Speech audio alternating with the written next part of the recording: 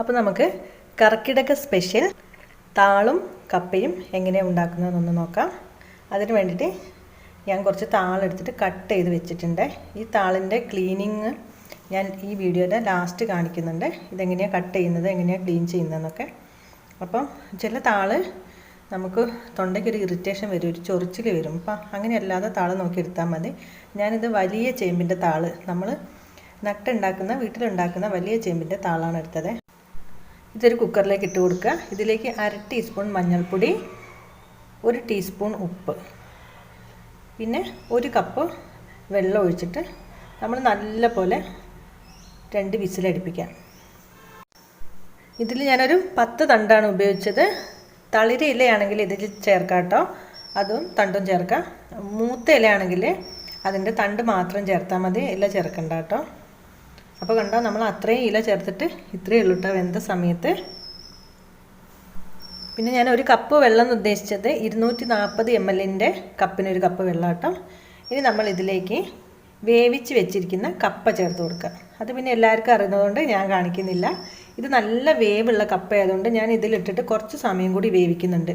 ചില കപ്പയ്ക്ക് വേവ് കുറവായിരിക്കും, അപ്പോൾ അത് ഇതിലിട്ടിട്ട് പിന്നെ കൂടുതൽ സമയം വേവിക്കാൻ നിൽക്കണ്ട. ജസ്റ്റ് ഒന്ന് മിക്സ് ആവുന്ന വരെ മാത്രം ഒന്ന് വേവിച്ച് കൊടുത്താൽ മതി. അപ്പോൾ ഞാൻ ഇതിലേക്ക് ചേർത്ത് കൊടുക്കുകയാണേ. അപ്പോൾ ഈ കപ്പയും താളും ഒന്ന് വെന്ത് മിക്സ് ആവുന്ന സമയം കൊണ്ട് നമുക്ക് ഇതിലേക്കുള്ള അരപ്പൊന്ന് തയ്യാറാക്കാം. അപ്പോൾ അതിന് വേണ്ടിയിട്ട് ഒരു 6 ചെറിയുള്ളി, ഒരു 15 കാന്താരി, ഒരു 10-20 വെളുത്തുള്ളി, കുറച്ച് കറിവേപ്പില, ഇതൊക്കെ നിങ്ങളുടെ ഇഷ്ടത്തിനനുസരിച്ച് എടുക്കാം കേട്ടോ, പ്രത്യേകിച്ച് അളവൊന്നുമില്ല. പിന്നെ ഇതിലേക്ക് വേണ്ടത്, ഞാനിത് 1.5 കപ്പ് തേങ്ങയാണ് എടുത്തത്, ചിരകിയ തേങ്ങ. ഇതെല്ലാം കൂടി ഒരു മിക്സിയിലേക്ക് ഇട്ടിട്ട് നല്ല പോലെ ഒന്ന് ക്രഷ് ചെയ്തെടുക്കുക. ചമ്മന്തി പോലെ ഒന്ന് ക്രഷ് ചെയ്തെടുത്താൽ മതി, കൂടുതൽ അരിഞ്ഞു പോട്ടാട്ടോ. അപ്പോൾ ഇതാ ഇതുപോലെയാണ് വേണ്ടത് കേട്ടോ. ഇത് നമുക്കിനി കപ്പയിലേക്കും താളിൻ്റെയും കൂടി ഈ മിക്സിലേക്ക് അങ്ങ് ഒഴിച്ചു കൊടുക്കാം. കപ്പ നല്ലോണം ഉടയണമെന്നുള്ളവർക്കാണെങ്കിൽ നല്ലപോലെ ഉടച്ചു കൊടുക്കാം. അല്ല ഇടയ്ക്കിടയ്ക്ക് കപ്പ കടിക്കാൻ ഇഷ്ടമുള്ളവരാണെങ്കിൽ അധികം ഉടയ്ക്കണമെന്നില്ല കേട്ടോ. എന്നിട്ടിത് നമ്മൾ ഫ്ലെയിം ഓഫ് ചെയ്തിട്ട് ഈ അരപ്പ് ഇതിലേക്ക് ഇട്ട് കൊടുക്കുക. നല്ല പോലെ മിക്സ് ചെയ്യുക. ആ ചൂടിലേക്ക് അങ്ങ് ഇട്ട് കൊടുത്താൽ മതി, പിന്നെ ഇത് വേവിക്കരുത്. ഇത് നല്ല പോലെ മിക്സ് ചെയ്തിട്ട് എന്നിട്ട് ഇതിലേക്ക് കുറച്ച് വറ്റൽമുളകും കടുകും കറിവേപ്പില ഇട്ടിട്ട് വറവിടുക. വറവും കൂടി ഇട്ട് കഴിഞ്ഞാൽ ഇതാ നമ്മുടെ നല്ല ടേസ്റ്റി ആയിട്ടുള്ളൊരു, ഇത് പുഴുക്കാന്ന് പറയാൻ പറ്റില്ല, താളും കപ്പയെന്നാണ് ഇതിന് പറയാറ് കേട്ടോ.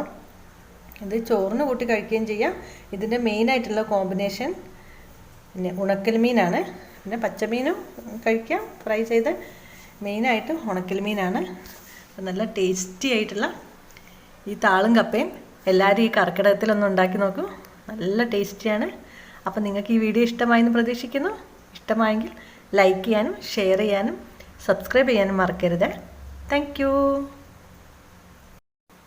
അപ്പോൾ ഇതിൻ്റെ ക്ലീനിങ് എങ്ങനെയാണെന്ന് നോക്കാം. കൂടുതൽ ആൾക്കാർക്കും അറിയാമായിരിക്കും ഇതിൻ്റെ ക്ലീനിങ്, അതുകൊണ്ടാണ് ഞാൻ ലാസ്റ്റ് ഇട്ടത്. അപ്പം തുടക്കത്തിലിട്ടിട്ട് ആരെയും ബുദ്ധിമുട്ടിക്കണ്ടെന്ന് വിചാരിച്ചിട്ടാണ്. അപ്പോൾ നമ്മൾ ആദ്യം ഇത് ഇലയുടെ ഭാഗം ആദ്യം കട്ട് ചെയ്യുക. മൂത്ത ഇലയാണെങ്കിൽ ആ ഭാഗം കട്ട് ചെയ്യുക. എന്നിട്ട് ഇതിൻ്റെ തണ്ടെടുത്തിട്ട് നമ്മളിങ്ങനെ 2 പീസായിട്ട് കട്ട് ചെയ്യുക. എന്നിട്ട് ഇതിൻ്റെ തൊലി ഇങ്ങനെ പീൽ ചെയ്ത് കളയുക. കണ്ടോ, ഇതേപോലെ എല്ലാം ചെയ്താൽ മതി. അതേപോലെ ഇലയാണെങ്കിൽ ഇലയുടെ അടിഭാഗത്തുള്ള ഇതേപോലെ ഇങ്ങനെ കട്ടിയുള്ള തണ്ടുണ്ടല്ലോ, അതും ഇങ്ങനെ പീൽ ചെയ്ത് കളയണം. പിന്നെ കട്ട് ചെയ്യുന്നത് നിങ്ങൾക്ക് ഇഷ്ടമുള്ള പോലെ കട്ട് ചെയ്യുക. എങ്ങനെ കട്ട് ചെയ്താലും ഇത് അലിഞ്ഞങ്ങ് പോകും, അതുകൊണ്ട് കട്ട് ചെയ്യുന്നതിൻ്റെ ഒരു ബുദ്ധിമുട്ടൊന്നുമില്ല കേട്ടോ. ഇതാണ് വലിയ ചേമ്പിൻ്റെ ഇല. ഈ വലിയ ചേമ്പിൻ്റെ സെൻറ്റർ ഭാഗത്ത് കൂടെ ഉള്ള ഇലയാണ് എടുക്കേണ്ടത് കേട്ടോ. അതാണ് നല്ല തളിര് ഇലയായിട്ട് നമുക്ക് കിട്ടുക. ഈ ചെറിയ ഇലകളൊക്കെ ഞാൻ ഇതിലേക്ക് വേണ്ടി എടുത്തിട്ടുണ്ട്.